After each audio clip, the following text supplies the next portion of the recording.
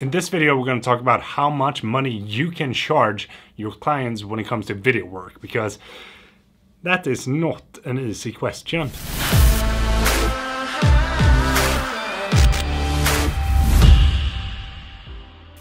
If you're watching this right now, then you probably bought your camera with your personal money. You know, that's a couple of $100, maybe even $1,000 or up. And maybe you bought some lenses to that. You know, you gotta have those different focal lengths that everyone talks about, like the 24mm, the 24-70, and a bunch of different ones. And maybe you bought a gimbal as well. You know, you gotta get that smooth footage in your videos. And who knows? Maybe you even bought a slider to get those perfect shots when you're doing your interviews. And when you start thinking about the cost of all that gear and what you actually paid for that, that is something that you got to calculate into the price that you're giving to your clients. I've been working as a freelancer now for almost 2.5 years, and the last 11 months I've been doing this full-time, working as a content creator, videographer, photographer. I don't know what you want to call it, but I've been doing that and YouTube as well without any job on the side or anything like that. I've basically been living off of my freelance work.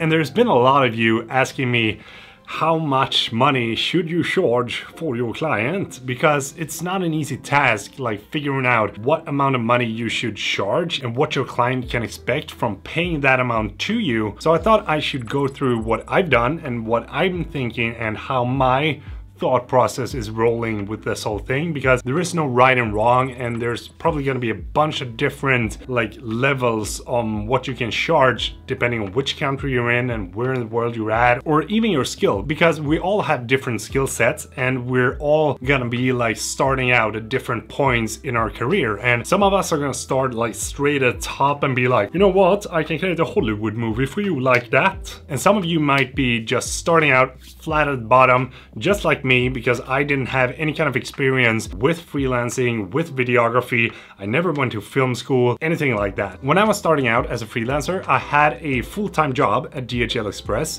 which gave me the monthly paycheck so that I could pay my rent, I could pay this and that, and didn't have to worry about solely living on the freelancer payment that I got from working with my clients. And I did a bunch of different jobs at the same time as I was working DHL Express, especially shooting events. So what I did was that I told the client that I would do it for a fixed price. And in that case, I did 2 videos that was 1.5 minutes each. And that I charged $1,000 for. And even though it might sound like much, when you start to factor in the gear, the amount of hours that you have to spend to be able to create those kind of videos in that short period of time that I had, because they had same day delivery and next day delivery. That was intense. So here in Sweden, we have a lot of taxes, and basically half of the amount that I charge for clients is going to taxes. So the money that I actually get into my own pocket is probably going to be somewhere around $400 or $500 that is going to be mine to use. And in my opinion, that is not really enough to cover up for the wear and tear of the gear that I used and the time that I spent to create those videos. But the good thing about that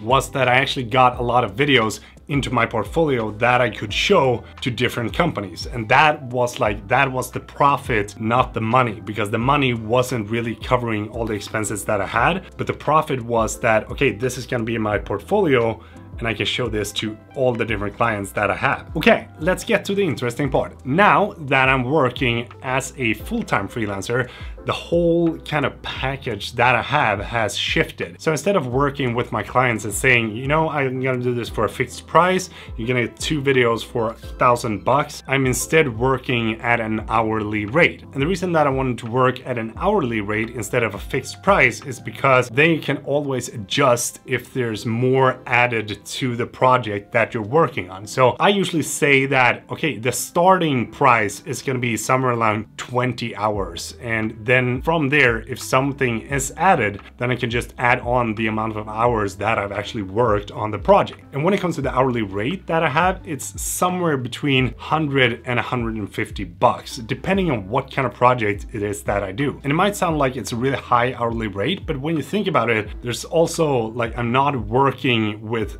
10 different projects every month. If I were to do that, and then I, yeah, money. It's more like I'm working with like 1 or 2 client videos every single month, and then I try to do as many videos for you as I possibly can because I really enjoy creating these videos. Say for example that you're gonna shoot a short interview for a company and then a commercial for that company as well at the same time. Then you probably can do that in 1 day, and that is gonna be like 8 hours. And there you have $800. Then you're gonna factor in the time it takes to edit those things as well. So say for example that the interview takes like 4 hours and the commercial take like 4 hours that as well. So in total you have like 16 hours that you want to get paid for. So if I were to do that to a company, I would probably say, okay, I can do this for $1,600 if you want to have it like really professional, doing this and that. And there's also a couple of other things that I think is really important to charge for. Say for example that it requires to have some planning, then I highly recommend you to like think about how many hours do you actually need to plan this shoot. Are you gonna have to buy any props? Because that is also something that you gotta factor in. Is the location already set, or do you have to go out and scout the location? Because that is gonna take some time. And time, again, is something that you want to charge for. But the most important thing when it comes to working as a freelancer is to have a written down agreement. Here in Sweden, it works like we send an, I don't know what it's called, men offert.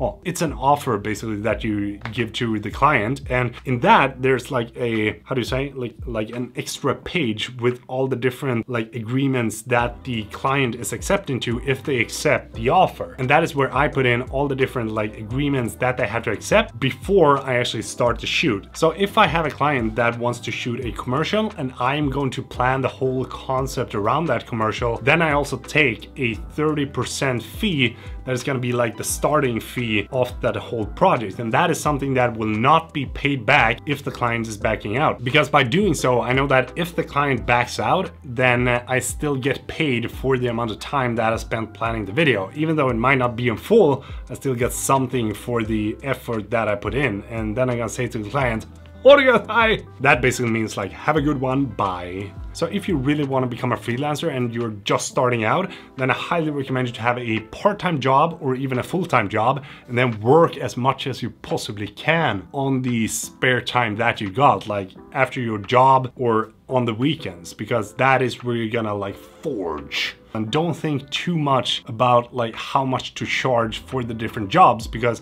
what you really want to have is to get videos into your portfolio. Because if you don't have anything to show for the different clients or companies that you want to work with, it's going to be really hard to say that, I'm a really good videographer.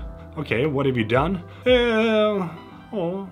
Being a freelancer is by far one of the best things that I've done, and it's also one of the hardest things that I've done as well, because like you wake up in the morning and no one tells you what to do. There's like no work that you have to be at, there's no time that you have to adapt to, and there's like, whoa, you can just sit there and have a cup of coffee for like hours. So if you don't have like the discipline that it takes to be a freelancer and actually go and work your ass off as much as you possibly can, then yeah, like you're gonna have a hard time. But it's also really fun and really rewarding, because you can take a Wednesday off if you want to do that, just as long as you know that, okay, now I have to work this day instead, or now I have to do this instead, or now I have to work late tonight, or you know, there's a bunch of different things that you can do. I'm also gonna say that on the 28th of November 2019, I am going to be in Stockholm together with Epidemic Sound and a bunch of other creators to do a meetup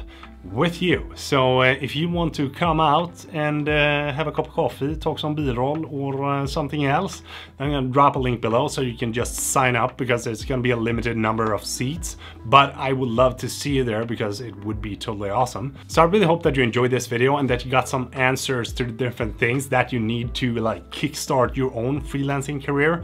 And if you liked the video, do give it a thumbs up because it's highly appreciated, and subscribe. Gonna be down here again. I'm always pointing at this one, but it's down here. Thank you so much for being here. I really appreciate all the support that I'm getting from you, and until next time, Peter from Sweden. Och nej.